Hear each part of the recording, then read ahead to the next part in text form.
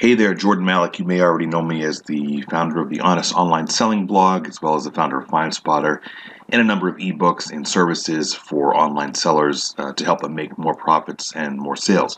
Today I want to talk about garage sales. It's spring 2014.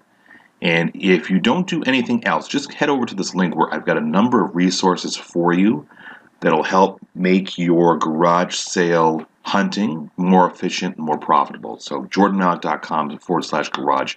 And I'll go into more details later on in this video. I want to talk a little bit about Amazon for a minute.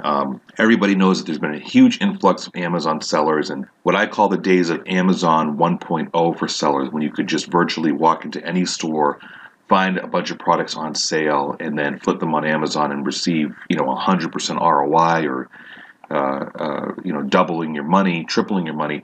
Those days are almost all gone. Not for everybody. I'm sure there's exceptions to the rule. But those days of easily finding products in a local store and investing a little bit of money and making 3 times your money back, it's getting a lot more difficult for many of us. So one of the tactics that I teach and that I talk about is getting products from garage sales. Now, because we're in the spring, and spring into summer, here on Long Island, you could throw a rock and hit 10 garage sales any weekend, literally just in your own neighborhood. Now, I don't know if your neighborhood is the same.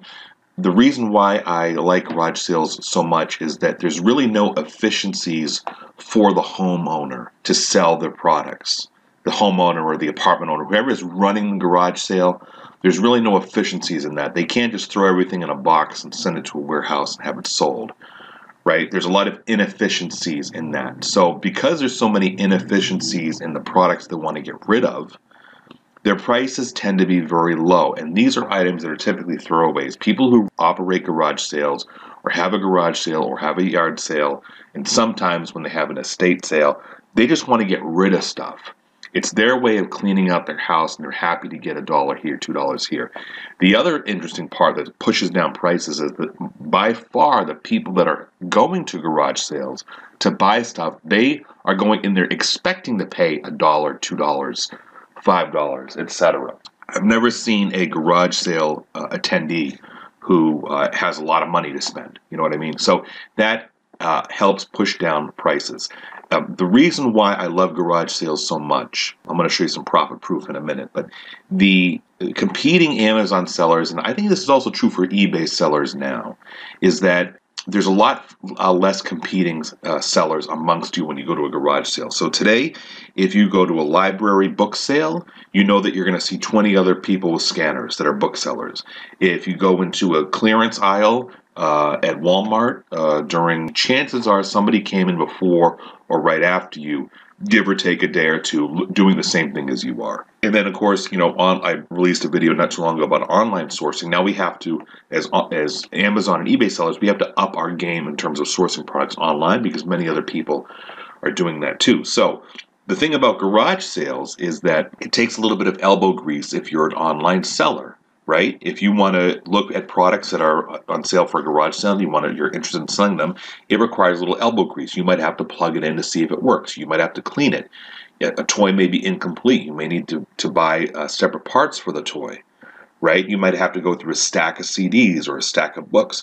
Most of your competing sellers, I'm talking about mostly Amazon sellers here, I'm sure this does apply to eBay sellers, your competing sellers think they're too good to touch this stuff, they're too good to go to a garage sale. And in a way, I can understand why, because they're used to the low-hanging fruit, right? They're used to being handed, Amazon sellers particularly, are used to just walking into the store, picking the clearance stuff off the shelf, bringing it home and selling it through FBA. So they're going to approach the idea of a yard sale and look at tables in front of somebody's house of collections of what they think is just crap, and they're going to walk away from this. I don't want to do this. This is too disorganized for me, and they instantly get discouraged. So that's why I think there's a very huge opportunity for garage sales, and every year I'm lucky in that I live in the Northeast where garage sales are popular, and they really start in the early spring and they go right through the fall to like back to school. So it's really a good 5, 6 months or even more of yard sales, and the opportunities are limitless because people will sell practically anything just to get rid of it. Okay, so I want to show you some profit proof now of my success and my wife's success, who joins me on a lot of these yard sales. We'll go in our car, take our dogs, and we'll spend the whole day hitting multiple yard sales. But here's my results from last year. Now, the reason that I bring a lot of these up is that you can see by the seller SKU that I give these, you'll see this SKU is 0611213_3. This means I listed it around June 12th of 2013, and it sold a couple, 3 months later. This is a VHS tape. Okay, you'll find plenty of these at yard sales. This was still sealed.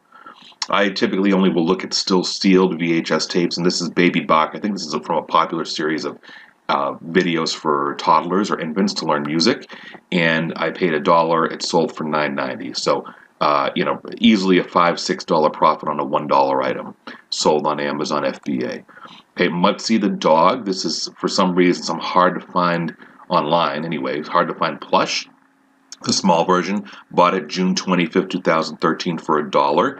It was in collectible condition, meaning it was clean, but it had no original retail tag, and it sold for $25. Okay, only 2 months later. Okay. And what I'm showing you is really just a fraction of what we've sold.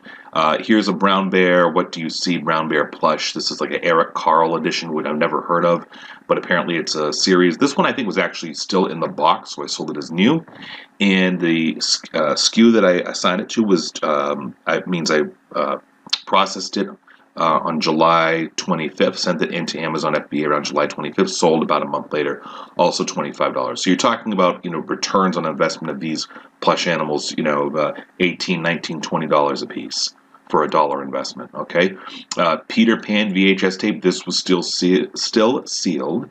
A lot of people still using VHS players, and they want to get they might be the recipient of a gift. Somebody says, hey, I know so-and-so has a daughter, they only have a VHS player. Let me see if I can find Peter Pan new on VHS. Bought it for $1, sold it for $18.38. Frommer's, here's an not old, but an out-of-date book on visiting San Antonio and Austin. Frommer's guides are usually worthless. This one I purchased in August of 2013. It sold just a few days later on FBA for $11. I must have paid 50 cents or 25 cents for it. Fisher-Price Servant Surprises Barbecue Set. This was still new in the box.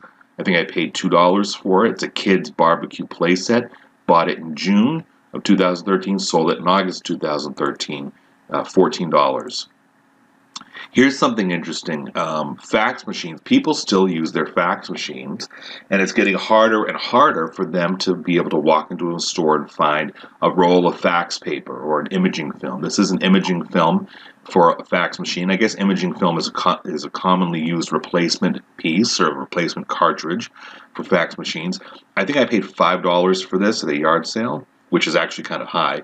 Bought it in July, sold it 1 month later for $22.50. Okay, I bought several of these. This is at a yard sale. This gentleman had United States of America state coin collector's map. It was a big book that you put a big folder that you put the quarters in, the different quarters from each year, and it was actually outdated by a few years. It was like a 2011, and this was in 2013. I bought it in June of 2013 at a yard sale for $1 each. I bought like 3 or 4 of them. Each of them sold for $13.66. And for those of you who think all that's just small chump change, you can get more expensive items at yard sales, right? Here's a Aero Garden Classics. This is one of those indoor growers. You can grow your own herbs. I'm sure some people probably use it for growing marijuana. I'm not sure, but it's really meant to grow a small herb garden in your house with kind of that bulbs that are used for growing. This I bought at a yard sale in October. I paid $10 or $15 for it. It was more or less still new in the box. I had to take it home and plug it in and open the box, make sure it had all the parts, etc. It sold for $119. So it's easily an $80 profit, and it sold only a couple weeks after I brought it home. This is a textbook.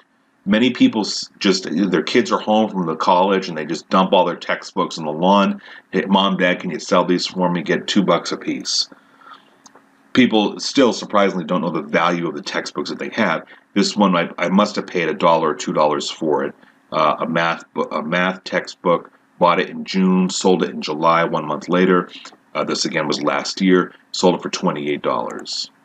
Okay, Theories of Modern Art, another book. This was actually in like an artist's collection. A lot of these struggling artists that buy a lot of books on art, and then they have a yard sale. And I think I probably paid between $2 and $5 for this. Again, high priced by comparison, but this is Long Island. It was a book on modern art, and I sold it for $22 3 months after I bought it. I want to go over to this page, and this is for you. There's a lot of free resources and some paid resources here. jordanmalik.com/garage. And on that page, if you scroll down, jordanmalik.com/garage, and I'm not going to go through these in depth, but every one of these free items is going to teach you or provide you with efficiencies, easy to implement efficiencies, things to make your garage sale hunting and garage sale finding a lot more efficient and a lot more profitable. They're all free. There's a guide, there's a post, a web posting, a yard sale locator, how I map out all the fastest routes to get around to multiple yard sales, all my favorite links to finding estate sales, garage sales, etc. The two links here for pay that are not free, these are brand new for 2014. Jenny Hunt Summer Toy Guide will tell you specifically what toys to keep your eyes peeled for at yard sales and garage sales this summer that are profitable to resell on eBay or Amazon. It's $27. She offers a 30-day guarantee, risk-free guarantee for not happy with the purchase. Ask her for a refund within 30 days. I'm personally extending that guarantee for to make it a whole year. So when you buy through this link, and it's after day 30, and you're not happy with Jenny Hunt's Toy Guide, so Jordan, I didn't make any money, but you don't even have to give me an explanation. All you have to do is email me, and I give the instructions down here on how to email me and contact me, and I will refund you, no questions asked, the full $27 you spent. Also, let's see, Janelle Elms' Home Run Guide Home Run Guide 3 is brand new for 2014. It's $57. It's great for eBay and Amazon sellers. I'm a contributing author. It's a Bible. Every year she just puts out this killer product, Home Run Guides 1, 2, and 3. This year it's Home Run Guide 3. Tells you exactly what to look for and at garage sales that you can resell for really big profits. And again, I'm double backing that guarantee. Her refund policy for this is anytime. Janelle Elms' Home Run Guide is refund policy is for anytime. When you buy through my link, I just double back her guarantee. Janelle stands by her guarantee. Is there any reason you have any trouble? I give the instructions here on how to contact me. I'll make sure you get your refund. So please check out jordanmalik.com/garage. Take a look at those free resources and a couple of the paid resources. And good luck and keep me posted. I hope you do as well as I did in garage sales last year and this year.